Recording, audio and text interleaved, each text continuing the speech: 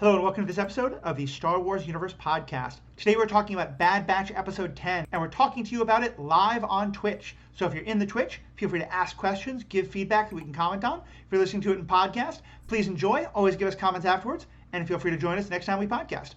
All that and more with Paul Hoppe and Zuhair Ali after this commercial break we have no control over.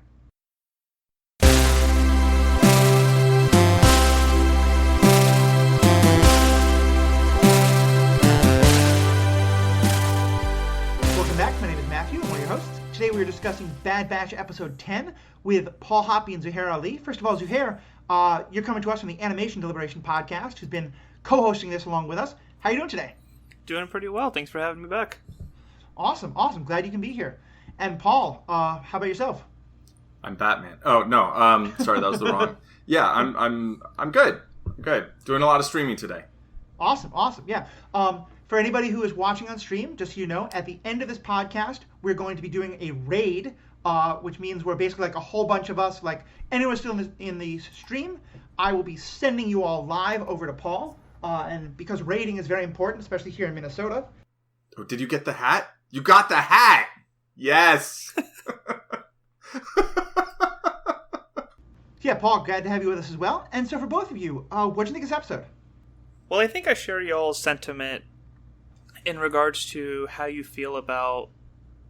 Wasn't sure how to feel about Omega at the beginning of the show, but now she's just such a beloved character. Love seeing her on screen. Love her sass, so I like that it was like a 50-50 episode of seeing her sass with Sid and just her attitude and how she feels about the situation and being the emotion of the group. But I was excited to have an episode that just kind of focused on the core Bad Batch members and seeing them at full operation, because there was a lot of episodes where it was, we got to watch out for Omega, okay, Omega did this, no, we got in trouble, and Omega did something to save us. So it was nice seeing more of them and how they work together and how they operate, and not having to worry about the newest member and just seeing what works for them. So the level of, I mean, it was still kind of episodic. Like, I don't think it really pushed us much in the story. Mm-hmm. But the action and just kind of seeing it back at the core group was something that I really enjoyed. Yeah, I definitely get that feeling. I feel like it pushed the story of the characters further in some very important ways. It didn't push the overall story forward, although we did get one scene that I really wanted. But yeah, I just loved getting to see... You know, you're right, we've had a couple of episodes now of Omega doing cool things, and folks not really kind of fully giving her the credit she deserves and still wanting to protect her. And I like the way they set that up as like, okay, if you win this game, you get to be fully on our team now, and, you know, come along with us to the missions. And obviously you don't know what happened, but I think it's a pretty good chance that she's going to win that game. Yeah, I think it was an interesting way to explore and develop the group dynamics by separating the group, by removing Omega from the group and giving her her own thing to do that had consequence and felt like it mattered and sort of showed, you know, that she's an avid chess player or whatever it is that they're playing. But, you know, space chess prodigy, you know.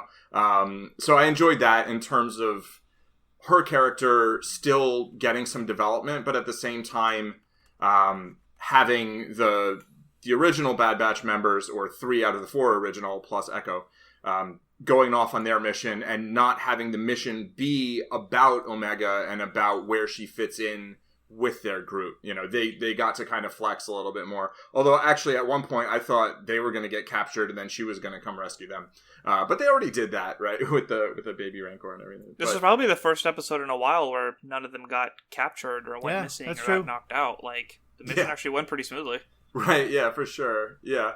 And it feels like in Mandalorian Season 2, they kept trying to find ways to, like, keep Grogu out, right? And here Omega doesn't have, you know, Deus Ex Force, you know, or Force Ex Machina. I don't know, whatever. But, you know, so they don't have to exclude her in order to keep, you know, having people be like, well, why doesn't he just use the Force?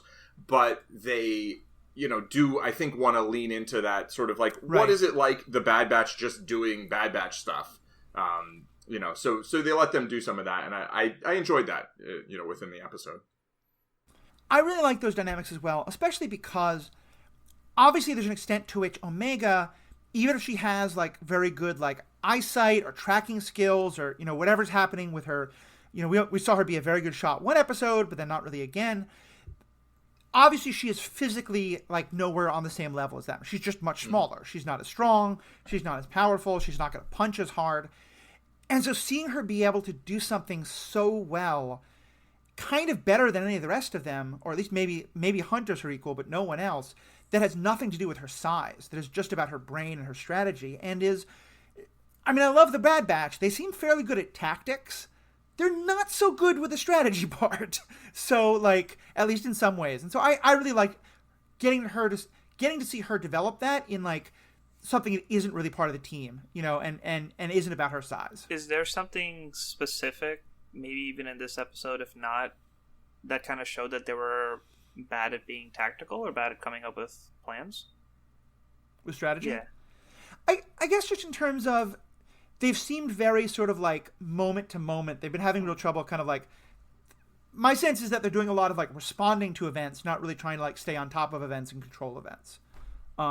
Especially like the whole like getting into debt with Sid thing, and I might be reading more into that. That is absolutely necessary, but that's sort of the general sense I've gotten, is that they're really just kind of always staying one step ahead of whatever's the next disaster coming. Okay. I've always felt kind of 50-50 about it. I feel like obviously they're kind of in a situation that they've never been in before, and it's a little difficult to deal with. Right. But overall, I kind of feel like there's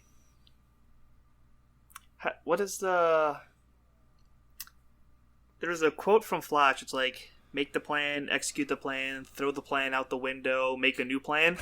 And they do pretty good at just going off of that. Like they are very adaptable in their situations, but this really is this is like a new playing field for them. Yeah. I guess the distinction I'm drawing, we don't need to go too far down this rabbit hole, but like to me, tactics, like what you're talking about there, like you're in the mission, something's come up, you got to adjust, that's tactics. Strategy is more like, okay, what's the 6-month plan? What's the 1-year plan? What's the long-term kind of thinking that we're doing? And they've never really had any cause to do that, right? I mean, they've always been on missions that, there was some strategical goal set by someone else, set by generals or whatever, and they've there's another saying, like, no plan survives contact with the enemy, basically. So I think they are very good at tactics and pivoting when things go wrong, right?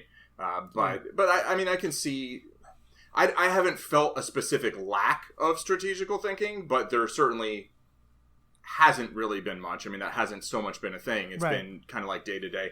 Although I feel like, isn't that literally everyone in the Star Wars universe except for Palpatine? It's always like fly by the seat of the pants. It's the kind of the swashbuckling way, I feel. Right. Yeah, every long-term goal is just, what is my purpose? Right. Or you're following orders from somebody. I do feel like the Jedi had some long-term plans. They just were really bad at them. And perhaps an important part of plans is gathering all relevant data. A skill at which the Jedi failed rather spectacularly. But yeah.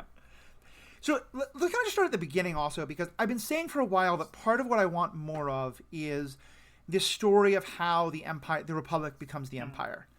And those first 2 or 3 minutes were, I think, some of my favorite of the whole show, because I loved getting to see, like, till now what we've mostly been seeing is why the people who have been on Republic worlds that were really problematic and nothing was working or kind of out on the rim, whatever, were happy to have the Empire come along. There's currency that makes sense. Someone's taking care of the riffraff, trains run on time, all that kind of stuff.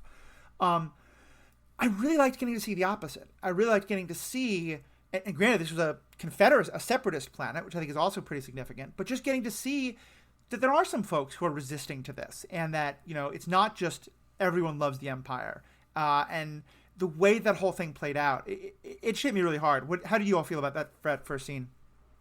Yeah, I think it played out really well, the way that they went about it. It kind of gave a little perspective to the Separatists, kind of thinking back on a few Clone Wars episodes too, where the Separatists to the Republic are how the rebels are to the Empire. They just kind of want to do things their own way. Like, literally what made them the bad guys was the fact that Dooku was in charge. But aside from that, like, what were they doing except for wanting to, like, manage things in their own way? So it was just kind of like, we weren't even happy with the Republic, and now you're throwing an Empire on us? And we have to abide by this set when we were trying to fight for this? Like, it was interesting seeing those people just like, we just want to live our lives. We don't want this control. Get it all out of here so we can just do what we want to do. Yeah.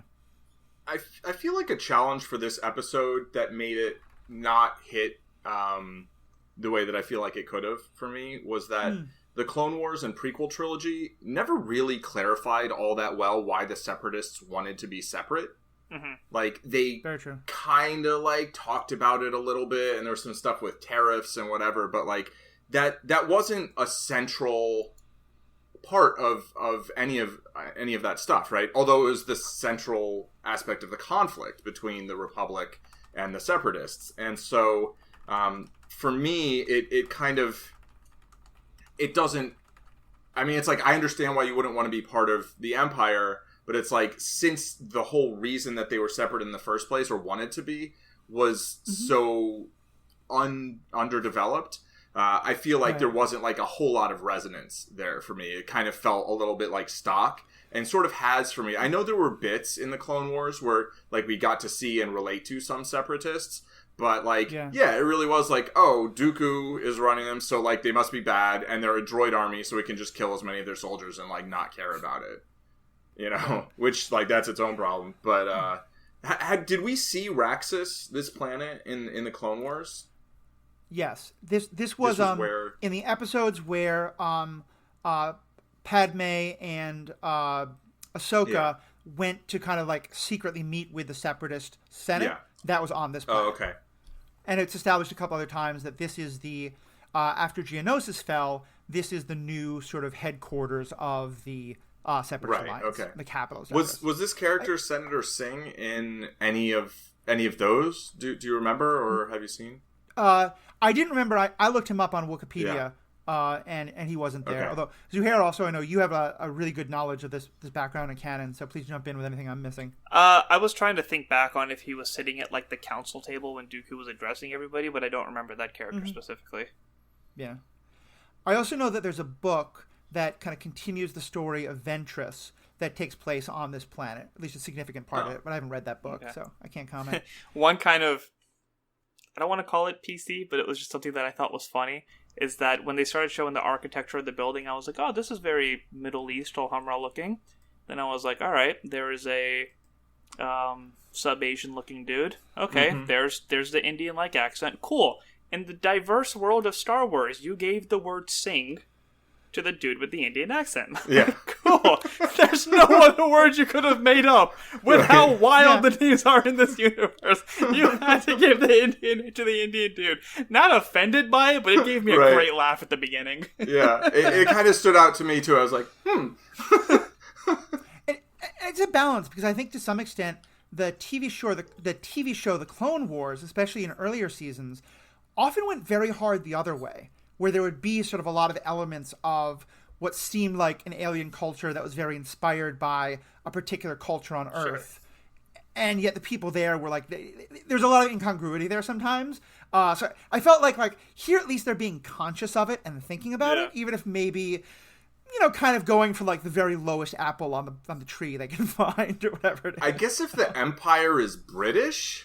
That's exactly what I was going to say next. Oh my god, it's so good.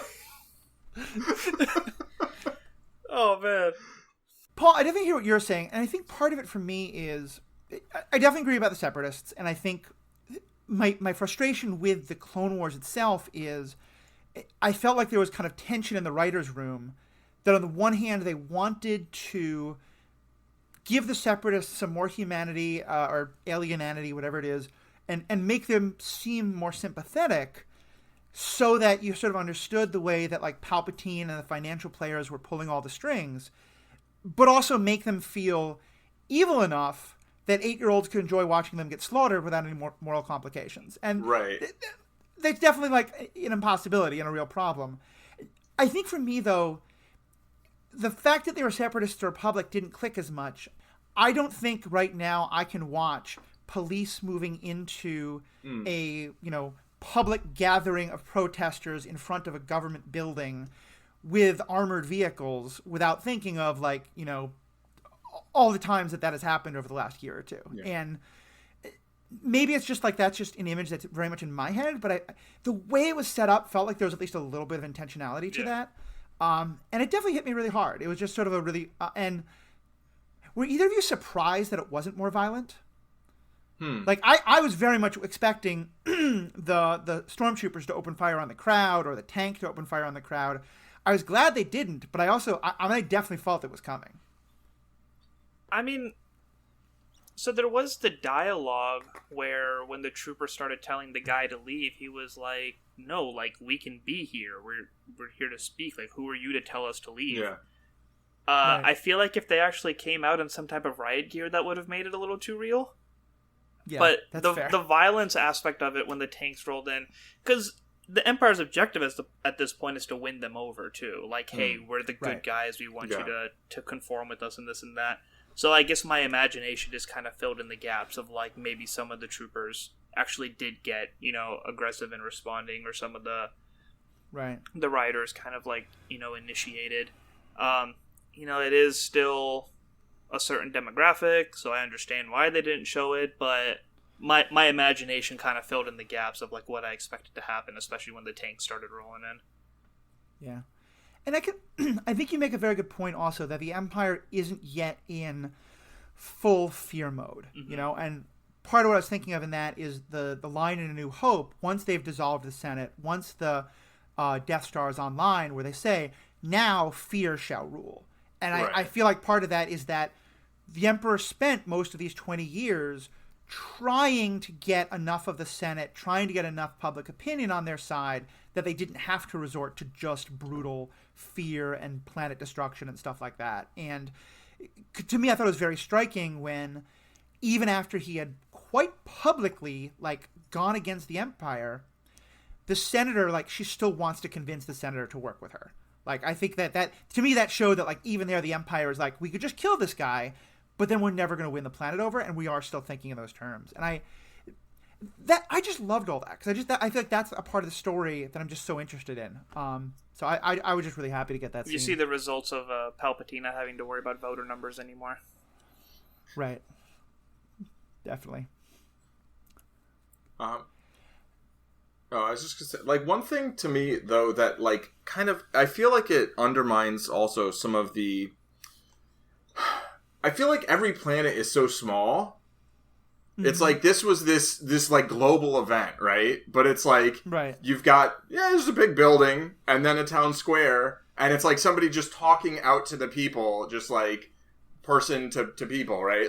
It's a big audience. But it feels like it's just hundreds of people, or maybe thousands, but it felt kind of like hundreds. And I think some of that's, it's how do you show global politics? Maybe screens in different areas, but it's sort of the flip side of the whole, most planets have one biome. That's just it's it's a desert planet. Yeah. It's an ice planet. It's a forest moon, and I don't know what the answer to that is, but it feels sort of I think this is in most space opera or space western or whatever, right? I think Firefly has a similar problem. It's just well, you've got all these planets, but they treat them like they're cities. Each planet's a city, kind of, And I get it. I don't think it would necessarily be that easy to do it differently. But the fact that it was just this one person speaking to a crowd of people, and that was supposed to be this big moment, it's maybe showing that it was broadcast more broadly would have made it feel a little more consequential to me in some ways. That's something that's always kind of bothered me about the Star Wars universe, because I feel like all these events could essentially be on one giant planet, right? But they want to show hyperspace. Yeah. I think that's fair. I think that's true, and I think Firefly, I feel like at least they gave a little bit of an excuse for it by saying that the colonies were still fairly new, and so on, a lot of these were small moons, and there was only one colony area. But yeah, and something but even there, it was a bit of a stretch. Yeah. But for Star Wars, I think it just doesn't make any sense. I think you're right there. Especially with how often in the Clone Wars, for example, or even Rebels, our heroes will crash land somewhere on a planet, it's pretty much always within one day's ride or one day's whatever of the people who will be able to decide everything for their planet. Right, right. And that's always kind of just like, okay. But I think there's definitely a lot of that going on. I did think also, like, again, I wish we had gotten more of this story of why. But I did note that they were fighting stormtroopers. Yeah. They were not fighting clones. Well, I think a lot of them were clones, but they're all dressed like stormtroopers. I thought they were clones altogether. The voices sounded very different to me. I mean, granted, given Bradley Baker's talent, that's not necessarily saying something. Let me take a quick look at the because I think in the captions it would say clone trooper, something like clone trooper screams or whatever. I didn't see that. I mean, D. Bradley Baker did also play Appa and Momo in Avatar: The Last Airbender. Did you really? That's cool. Yeah. Along with who knows how many other voices, but so he's got range. but yeah, I wouldn't imagine he would be trying not to sound like like the Reg clones. But okay, well, so maybe I'm wrong there. A quick Google search isn't finding it for me. If any of you in the chat know, please chime in, or if you can do a deeper Google on that, let us know. Give it a deep goog. Get back to it. Yeah, I tried hard not to saying that, folks. I'm sorry. I can't always control my So just a disclaimer from me. Everything that I say about this episode from here on out is with the understanding that these are clones, not stormtroopers. Okay. That makes sense. That's good. Yeah, well, especially because, I don't know if you all noticed this, but here, our heroes were always firing stun. Yeah. Like, they were firing stun grenades, but also... I think now we have real clarity that the blue laser itself doesn't mean stun, but the blue circles does. They've not been firing those blue circles. Now they were. Yeah. What would you all think of it? Is that something you noticed or had much thought about? I noticed it. I thought it was a little... I was like, But they've just been, like, shooting... Like, maybe it's because they're in stealth mode, and there's a couple things. One, in the beginning when they're, like, in stealth mode, maybe it's louder if you just, like, blast someone. Yeah. Right. It's concussive, explosive, whatever. And then two, maybe because they're not, in the beginning, they're not being fired upon, right? It's like a little different than like when they were, wherever it was, and there are stormtroopers or clone troopers or some combination literally just trying to kill them. And they're like, okay, well, we're just going to shoot you with our regular blaster rounds. Right. I don't know, are they rounds? Whatever. Blasts. Yeah. But here, it did feel like... I noticed the difference, and I was like, they haven't always been doing it this way. So I wonder, I wonder why. Yeah, I've noticed it That's being... a really good point. I've noticed it being the stuns for when they're doing stealth ops, and then when they're going against actual people, and then they use, like, their live rounds when they're going against droids. Right. So, which had me thinking, like, when they actually, like, during the stealth part, like, it made sense to have stun, but during the combat part, that was another thing that made me think that they were going against clones, was that even during the intense part, when they were hiding behind the tank and stuff, they were still shooting stuns. Yeah. Mm-hmm. So they still have, like, feelings for their brothers and stuff, that they don't want to kill them if they don't have to. Right. Yeah. I think that's a really good point, and as always, folks in the chat, if you've got thoughts on this or questions on this topic or anything else, please jump in. The whole fun point of the chat is we get to be interactive, so let us know. And also, if you haven't, please drop a follow.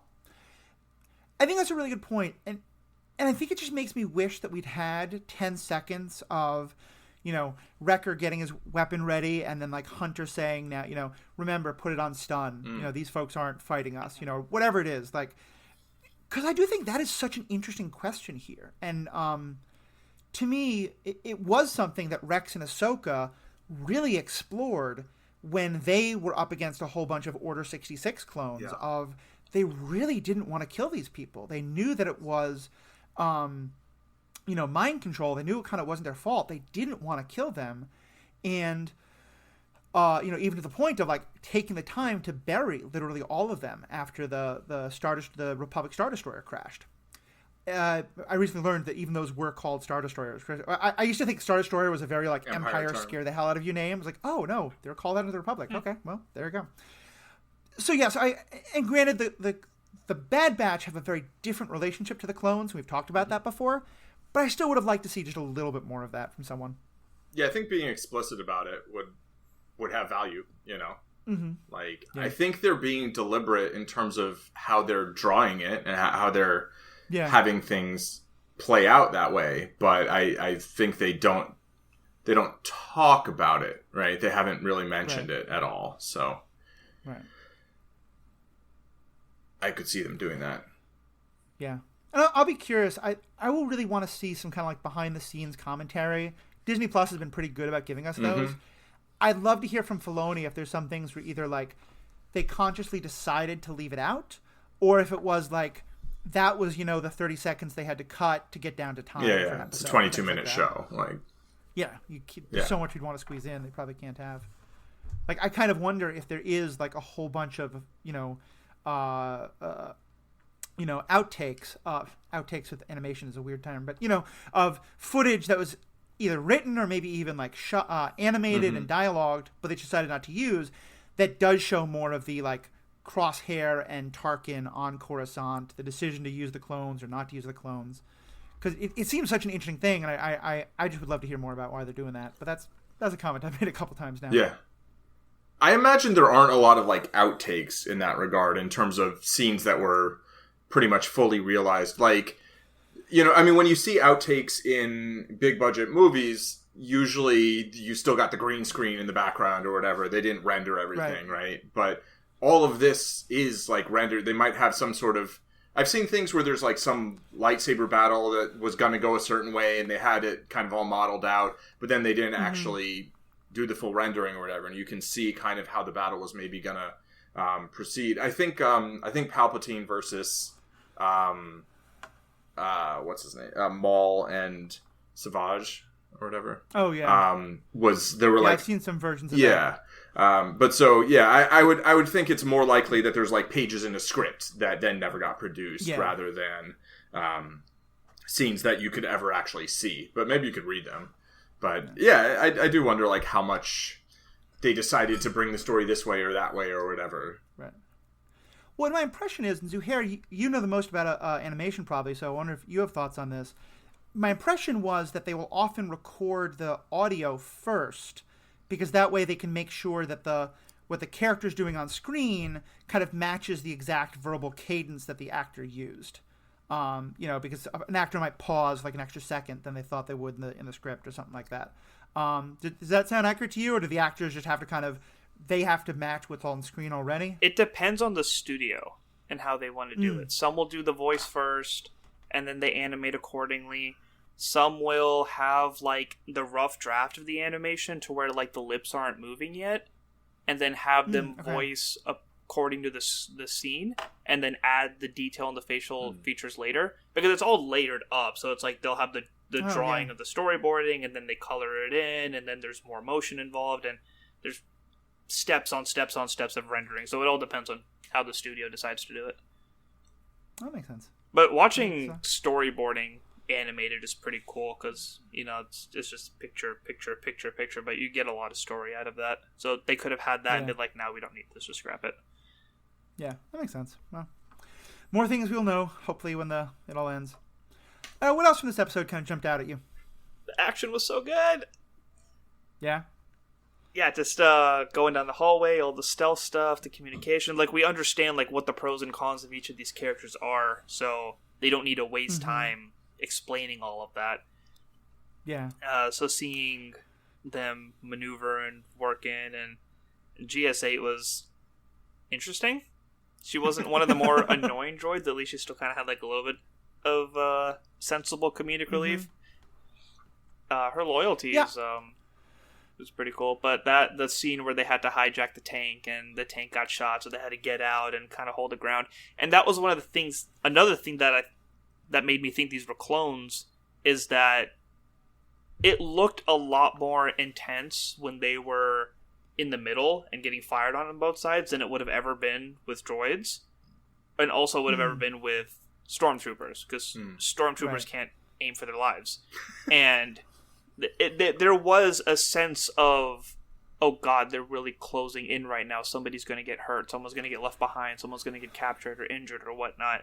And the way that they were pressing in and the intensity of everything was just like, ooh, this is what I'm here for.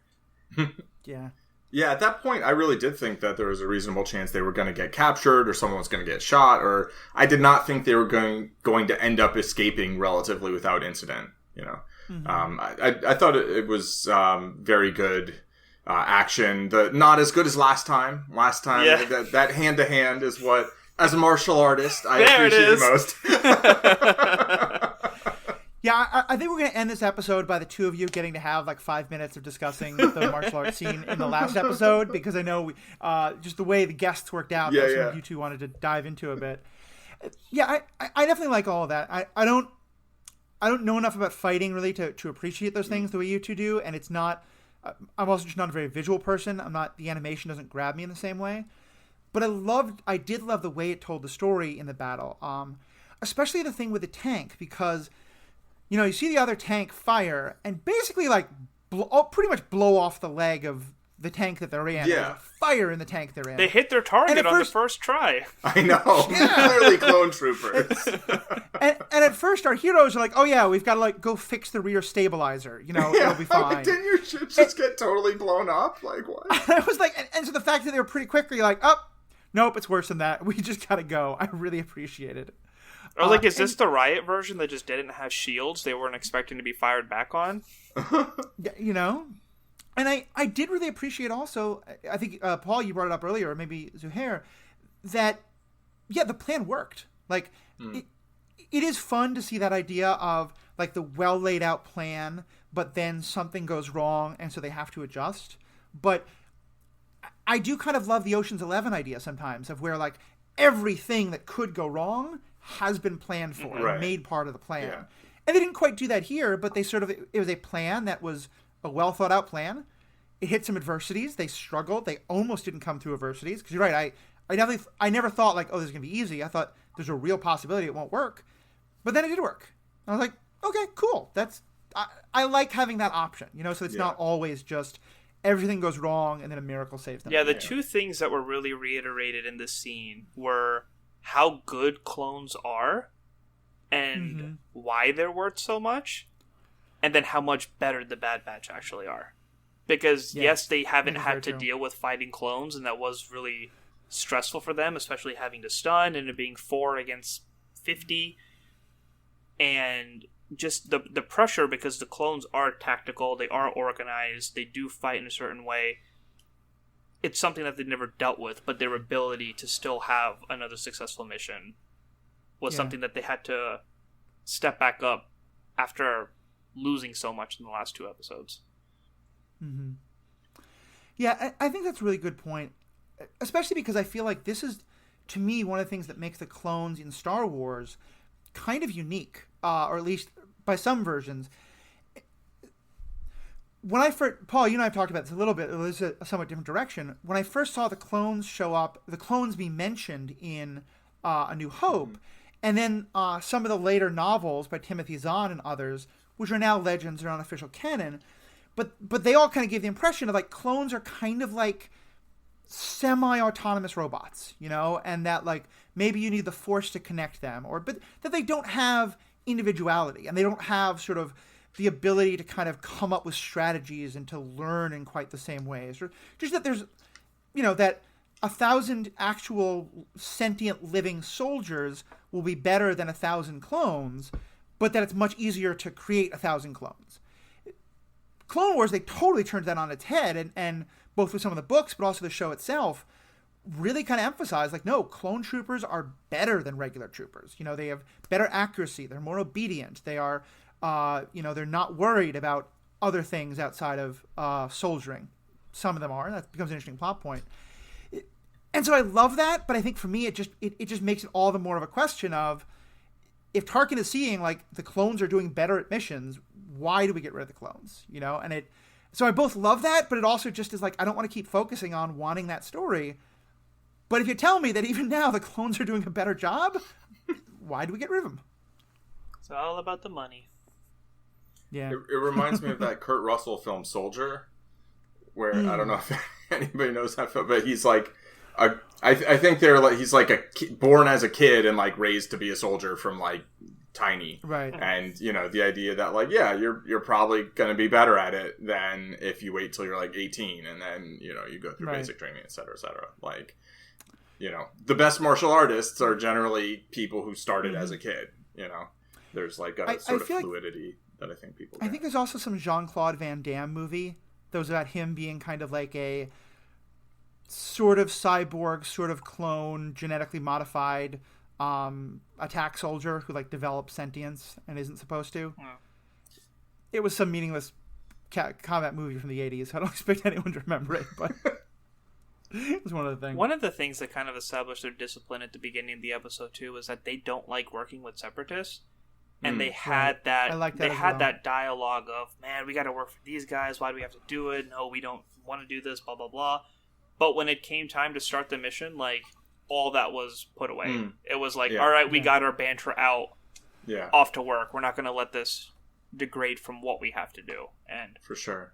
They did. They could have easily been like, we don't want to save you, but we're here because it's our job. It's like, you're our target. We're leaving. Let's go. Yeah. Yeah, I mean, they trust the Separatists so little that they actually close their ship door. First time ever. First time I've seen a ship door close in Star Wars. But yeah, that's a really good point. Like, that they were kind of hung up on it before they got there to the mission. They were like, the Separatists, why are we, blah, blah, blah. And they're like, okay, we're doing the mission. It's just like, complete focus on the mission. I love how the droid didn't want to be used as bait before, but after doing it once, she was so excited to do it. It's like, I know what to do. It's like, no, not this time. Yeah, that was good. I felt like that droid was kind of like, it was the version of C-3PO that I would have rather seen. Because, you're not wrong. GS8. It was comic relief. It was comic relief without being quite the, like, we don't care all about your feelings. Like, I was both, I was super proud that GS8 got through that entire mission without letting the vase break until the very end when it did, and the senator was like, I never really loved it, and so it's like, okay, I was never very fond of that vase. Priorities. Thank you for doing that. I certainly can't. It's kind of boring. But yeah, yeah, fair. But yeah, so I just thought that was all. I love that character. Yeah, No, go ahead. Yeah, just even at the beginning where it's like, we know what the story is. So when they met with the droid and she started explaining the story, they were just like, we don't care. We're on the mission. I like you guys. Yeah. I also just thought I felt like for the Bad Batch, it was never really about, like, they didn't have that the Empire is my enemy and so the enemy of my enemy is my friend's moment, which I kind of liked because I think clearly, like, we're going to build towards things like that. I think clearly, like, they're more and more going to become sort of on the side of not just getting paid, but of, like, fighting the Empire to some extent or another. And we'll learn that over the next 20 years, so much of the story of the rebellion coming together is all these different groups, many of whom did not like each other, all realizing that they share this common enemy. The episode title is Common Ground, that they can come together on. But I could have felt like if they had done that, if it hadn't been Sid being like, you're going to get paid, if they had just had this moment of like, oh, they're fighting the Empire, we're fighting the Empire too, let's go do the right thing. I want them to have that moment, but this would have felt too soon. Yeah. Does that make sense? Their relationship with the Senator, like, kind of set a foundation for that to come up in the future. Mm-hmm. But I do agree that I'm glad it didn't happen now. Yeah. Yeah, it would have felt unearned, I think. Definitely too soon. Because the Senator could meet Rex and Saw Gerrera and all them down the road and then them start making alliances, but didn't even. Yeah. Right. And it is interesting that, I mean, speaking of alliances, like, it's called the Rebel Alliance, right? It's not called, like, just the Rebels, it's... there's the Old Republic, there's the Empire, and then there's the New Republic. But I think it's interesting to think about it and be like, oh, of course the Separatists would have become part of the rebellion, right?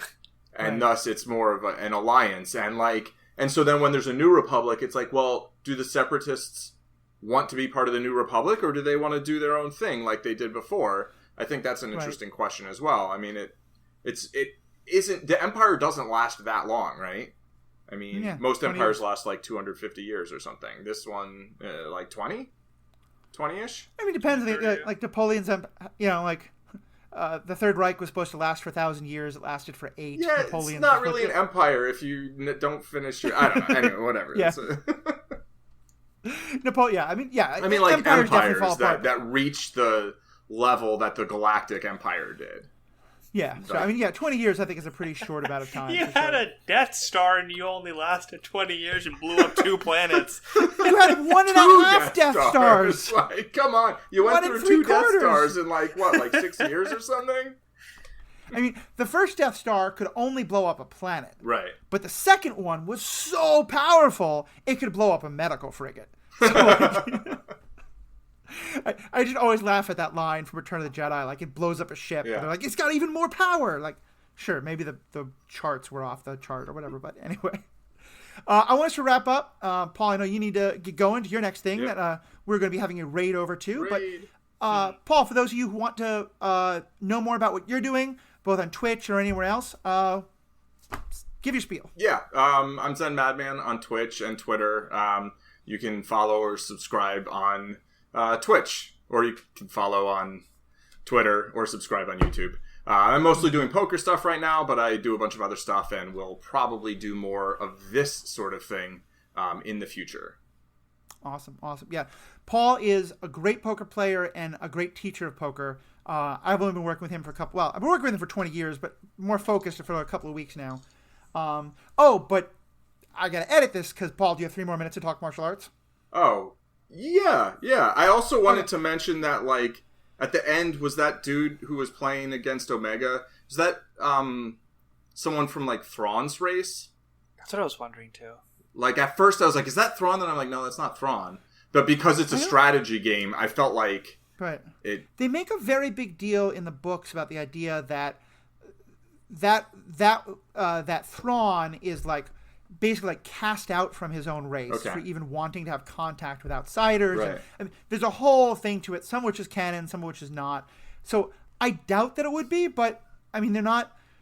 The Thrawn of the books, only some of it's canon, and they've definitely made some changes already, so possible. And there's a lot fewer, like, blue-looking people in the Star Wars universe than in, like, Marvel. Mm-hmm. Yeah. Or, like, the X-Men. Star Trek is full of blue aliens. Right. I think there was, like, something about blue paint being easier on camera or something like that in the 60s.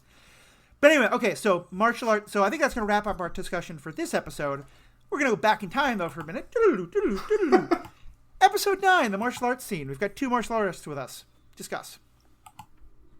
I don't know. It was really good. I mean, it made me wonder, like, whether it was, like, motion captured, whether it was choreographed and motion captured, like the... I could totally see Ming-Na Wen scene. doing it with someone. Right? I was like, she moves like Ming-Na Wen. Like, so it looked very real to me in terms of the action. Right. And we don't get that much real, like, hand-to-hand combat that's that elaborate in Star Wars, right? There was one time when Hunter threw, like, a skipping sidekick or something earlier in the season. Yeah. Like, maybe the 3rd episode, the one with the baby Rancor, I think. But, like, we really don't get a whole lot of, like... It's mostly lightsabers and blasters, right? Yeah. And so it was really nice to see, and it was just really well done, I thought. Right. Why am I forgetting that bounty hunter's name? Cad Bane Cad Bane. and... What's Ming- Ming-Na Wen's? Fennec Shand. Fennec Shan. So we got to see her fighting in the first time that she showed up, and then again in episode 9. And I've noticed that, like, because she's like a lighter, smaller person, she does rely on parries and like maneuverability a lot more than the heavy hits. Which Cad Bane, like, he was like more in the Muay Thai aspect of like he always hit with intent and hit with strategy. Right. But her ability, like the Wing Chun style or the Kali style of parrying and passing and using the bigger person's energy against them. And one of the things that I appreciated a lot about this is that, like, if they got hit in the leg really bad, they would limp the rest of the episode. If they got hurt on the arm, they would try to, like, work with one arm for a while. So that level of detail of, like, oh, I got hit, but because it's relevant for me to use both arms in the story, I'm magically, like, better now. But it's like, no, the damage that was inflicted between both of those hits and the detail and, like, where they were aiming and where they were blocking and where they were catching was just like, it was gold for me. I loved every second of that episode and all of those fights. And it wasn't just one scene. There was like 4 fights throughout the it was one like half the episode. episode was like them fighting. Like, Yeah. and yeah, that the point you make about like kind of like having like a dead arm or dead leg or whatever. Like, I mean, one thing that was one of my favorite techniques in Taekwondo was just you just sidekick someone, and like, you know, there's a certain target area that you're supposed to hit in competition or whatever, but you just hit them in the arm. You hit them in the arm, and then they drop their arm, and then you kick them in the head. Like, so you know, that sort of detail of like, yeah, when you block or you get hit somewhere, like it doesn't function as well as it did beforehand. Yeah. When you observe somebody, it's like, keep your hands up, and then when you're in the ring, it's like, it's not that easy. My shoulders are so burnt out right now. I have armor. I've been thrown out of a building. I've been shot at. I can't keep my hands up anymore. It's not easy. Well, and here I love that because I can compare it to one of the only things I know about sort of martial arts. If boxing is considered a martial art, you know, Muhammad Ali being so famous for the rope-a-dope, where like the whole point is you just want some. His assumption is the other person will get more tired by punching than he will be by taking the punch again and again.